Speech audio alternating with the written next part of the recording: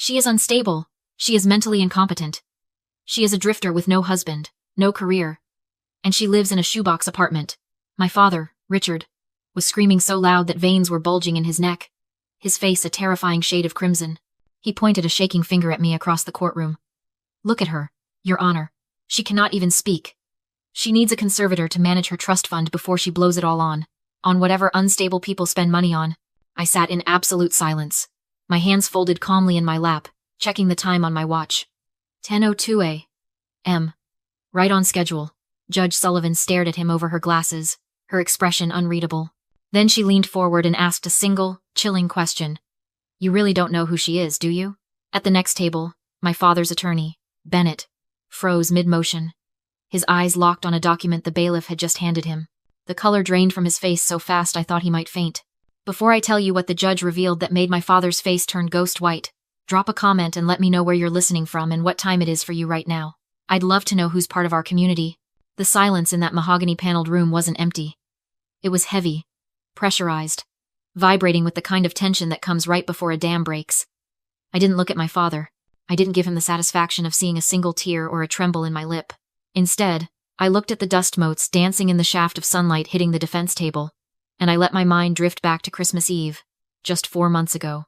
We were sitting at the long dining table in his house, the house I was secretly paying the mortgage on. Richard had laughed.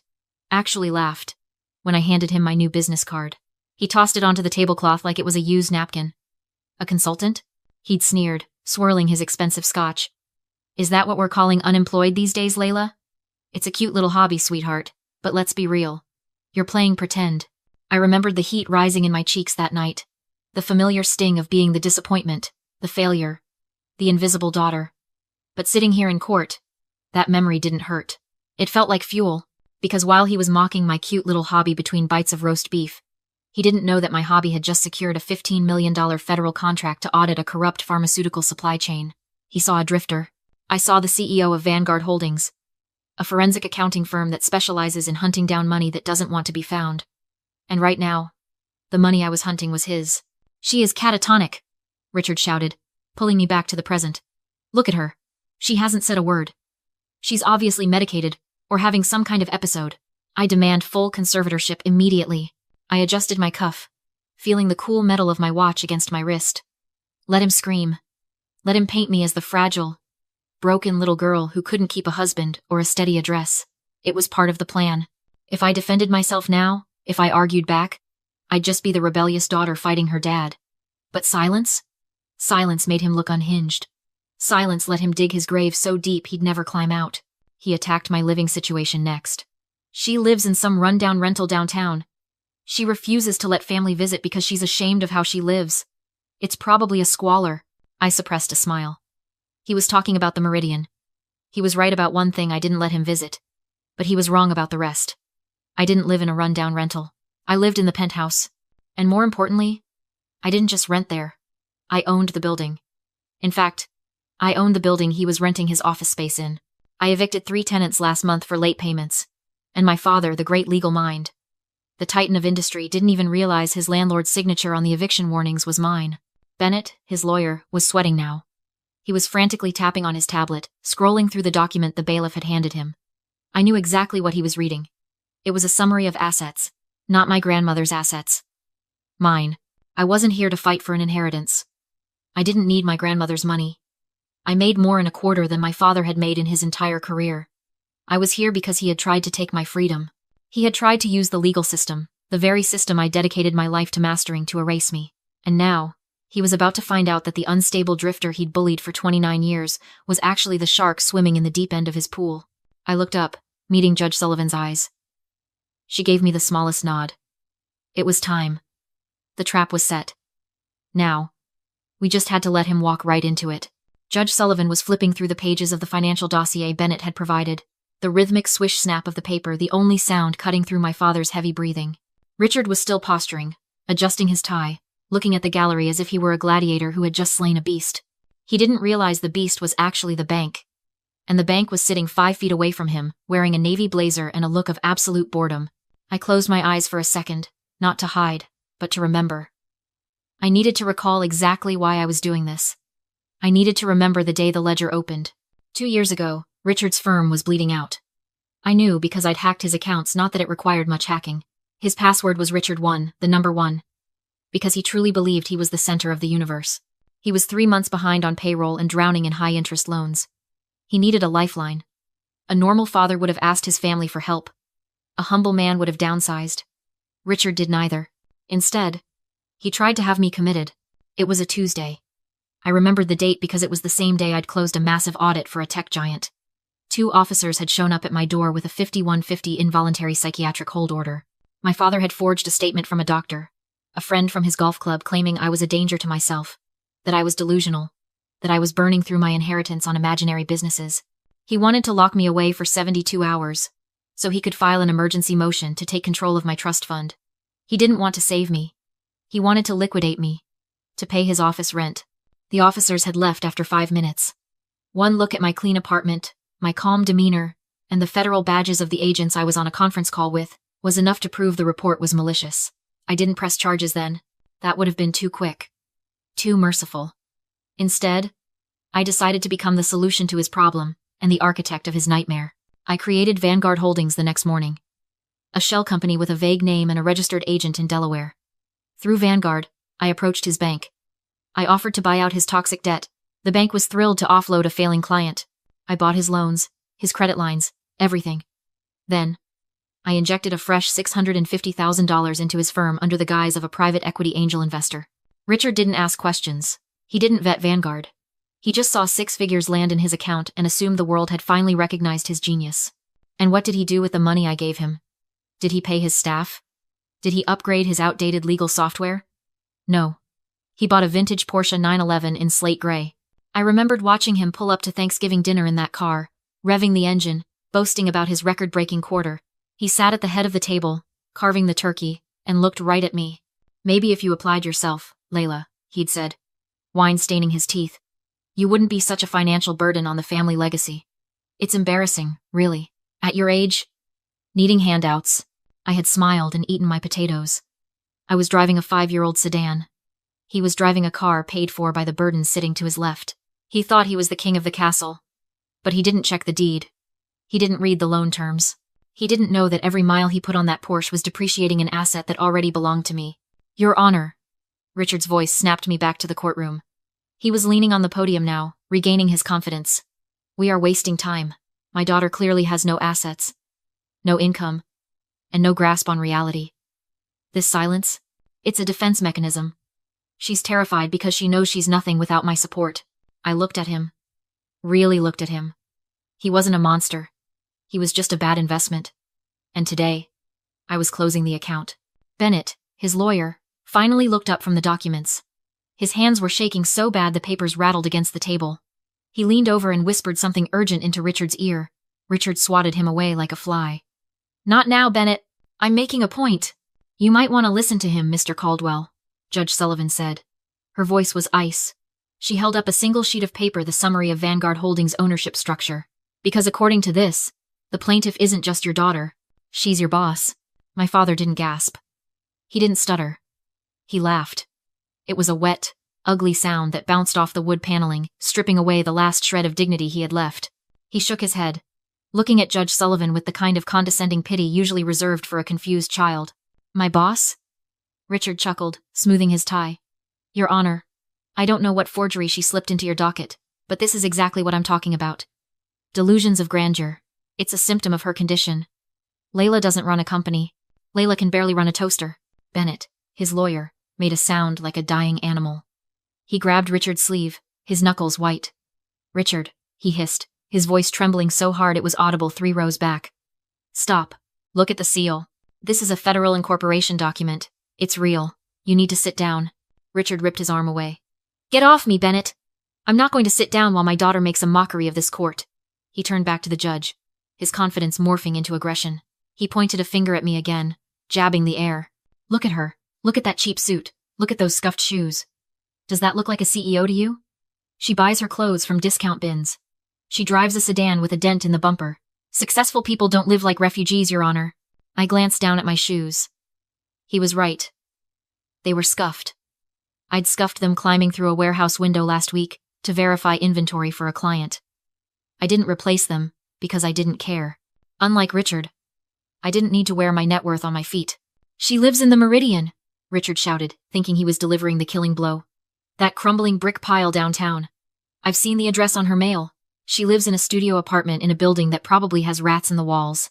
And you want me to believe she owns Vanguard Holdings? She can't even afford a doorman. I bit the inside of my cheek to keep my expression flat. The Meridian. He called it a crumbling brick pile. I called it a historic restoration project. And he was right about the rats when I bought the building 6 months ago. There were rats. I hired the exterminators. I hired the contractors. I renovated the lobby. And I took the entire top floor for myself. He thought I was a tenant in Unit 4B. He didn't know 4B was just the mail drop I kept to throw him off the scent. This is a waste of taxpayer money, Richard sneered, slamming his hand on the podium. She is unstable. She is alone. No husband, no children, no legacy. Just a sad, lonely girl making up stories. Sign the conservatorship order, Your Honor. Let me get her the help she needs before she embarrasses this family any further. He stood there, chest heaving, triumphant. He thought he'd won. He thought he'd exposed me. He didn't realize that by insulting the crumbling brick pile, he had just insulted his own landlord. Judge Sullivan slowly took off her reading glasses. She didn't look angry anymore. She looked bored. And that was so much worse. Mr. Caldwell, she said, her voice quiet and dangerously calm. I am going to give you 10 seconds to sit down and shut your mouth. Because if you say one more word about the plaintiff's mental state, I will hold you in contempt so fast your head will spin. Richard opened his mouth to argue. But Bennett physically yanked him into his chair. Good, the judge said. She picked up the next document in the stack. Now that we've established your opinion, let's look at the facts. Because, according to this deed, the crumbling brick pile you just mentioned, she doesn't just live there. Judge Sullivan slid a single piece of paper across the polished wood. It stopped mere inches from my father's trembling hand. The Meridian, she said, her voice devoid of emotion. Unit 4B is indeed a mail drop, Mr. Caldwell. You were right about that. But Miss Caldwell doesn't rent it. She owns the building, the entire building, including the commercial suites on the 3rd floor. The suites your firm currently occupies. Richard blinked. He looked at the paper, then at me, then back at the judge. His brain was misfiring. That's impossible. My landlord is a corporate entity. I pay rent to Vanguard Real Estate. I've never written a check to her. Vanguard, the judge repeated, tasting the word. She reached into the folder again. Now, that is a name that appears quite frequently in these files. Vanguard Real Estate. Vanguard Capital. Vanguard Holdings. She pulled out a thick binder, the spine cracking as she opened it. According to your firm's financial disclosures, Vanguard Holdings is your primary investor. In fact, they are the only reason your firm is still solvent. They injected $650,000 into your operating account 2 years ago. Is that correct? Richard straightened his tie, finding a shred of familiar ground.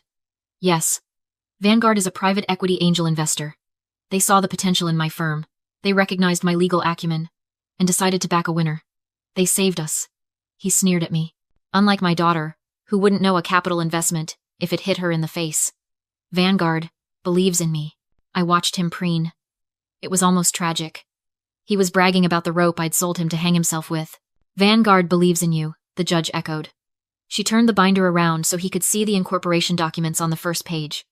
That is fascinating, Mr. Caldwell, because the sole incorporator, the CEO, and the primary signatory for Vanguard Holdings is Layla Caldwell. The air left the room. It didn't hiss. It vanished. Richard stared at the signature at the bottom of the page. It was my signature. The same one I'd put on his birthday cards that he threw in the trash. The same one I'd put on the lease renewal he'd signed last month without reading. No, he whispered. Then louder. No. This is a trick. This is fraud. He looked at Bennett, his face twisting into a mask of desperate arrogance. Bennett, tell her this is illegal. She's not a lawyer. She can't own a law firm. It's against the American Bar Association rules. Rule 5.4. Non-lawyers cannot hold equity in a legal practice. This contract is void. He turned back to me, a manic grin spreading across his face. He thought he had me. He thought he'd found the loophole. You stupid girl. He laughed, pointing a shaking finger at my chest. You tried to play big shot, but you didn't do your homework. You can't own my firm. It's illegal. You just admitted to a regulatory violation in open court. I'll have you disbarred. Or whatever they do to fake accountants. He looked at the judge, triumphant. Dismiss this, Your Honor. She's not my boss.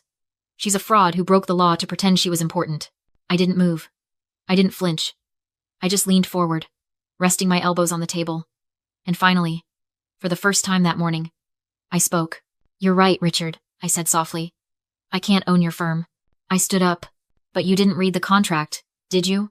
I walked around the defense table, my heels clicking on the hardwood floor with a deliberate, steady rhythm. Bennett shrank back in his chair as I approached, clutching his briefcase like a shield. But Richard didn't retreat. He puffed out his chest, still clinging to his delusion that a technicality would save him. I didn't buy equity in your firm, Richard, I said, my voice cutting through the stale air of the courtroom. I know Rule 5.4. I memorized the ABA model rules before I even incorporated Vanguard. I stopped right in front of him, close enough to smell the stale scotch on his breath from the night before, close enough to see the sweat beading on his upper lip. I didn't invest in you, I said cold and clear. I bought your debt. I motioned to the judge, who nodded and handed me the thick file of loan agreements. I tossed it onto the table in front of him. It landed with a heavy thud. 2 years ago, you were drowning, I continued, pacing slowly. 3 banks had rejected your loan applications. You were payroll insolvent. You were about to lose your license for commingling client funds to pay your country club dues. Richard's face twitched. That was temporary. A cash flow issue. It wasn't equity, I said evenly. It was insolvency. Vanguard bought your loan, your credit line, and the lien on your equipment.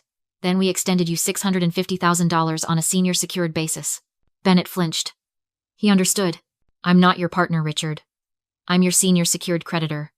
I don't own your firm. I own the collateral. Every chair, every laptop, every client file belongs to me if you default. I pointed to the clause. Paragraph 12, Section B. Default on character. Insulting your guarantor in a recorded hearing triggers immediate acceleration. You called me incompetent and a fraud on the record. You defaulted. I checked my watch. The loan is due, now. Richard's face drained.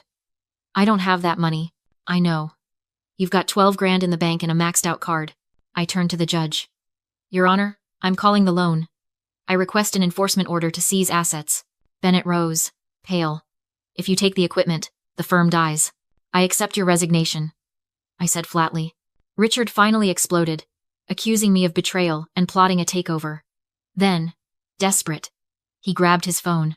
I planned for this, he shouted. Server, failsafe. I'm filing Chapter 7 right now. A progress bar appeared. Liquidation, automatic stay. You get nothing. The firm is dead. He leaned back, triumphant. Checkmate. Bankruptcy protects companies, I said quietly, pulling out one last sheet. Not guarantors. Richard blinked. You signed a personal guarantee. Paragraph 4. Section C. Cross-collateralization. If the business goes bankrupt, the debt transfers to your personal estate. Silence. You didn't bankrupt the firm, I said. You bankrupted yourself.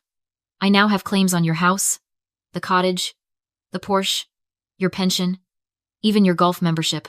Judge Sullivan brought her gavel down immediately. Hearing dismissed with prejudice. Asset seizure granted. Mr. Caldwell, 24 hours to vacate your residence. Commercial eviction is immediate. Bennett packed up and fled without a word. Richard froze, small and stunned, staring at the shell of his legacy. I walked out without looking back. My victory felt like relief, not triumph. That night, I watched the locksmith drill out the lock on the office door. The Caldwell and Associates nameplate dropped into a cardboard box. The liquidation team would handle the rest. I wouldn't profit. And I didn't care. The $650,000 wasn't an investment, it was the price of my freedom. At home, I deleted Dad from my phone. Not blocked, deleted. Just numbers now. I stood by the window, breathing in the silence that had always felt impossible. Sometimes you don't have to destroy toxic family. You just have to stop protecting them while they destroy themselves.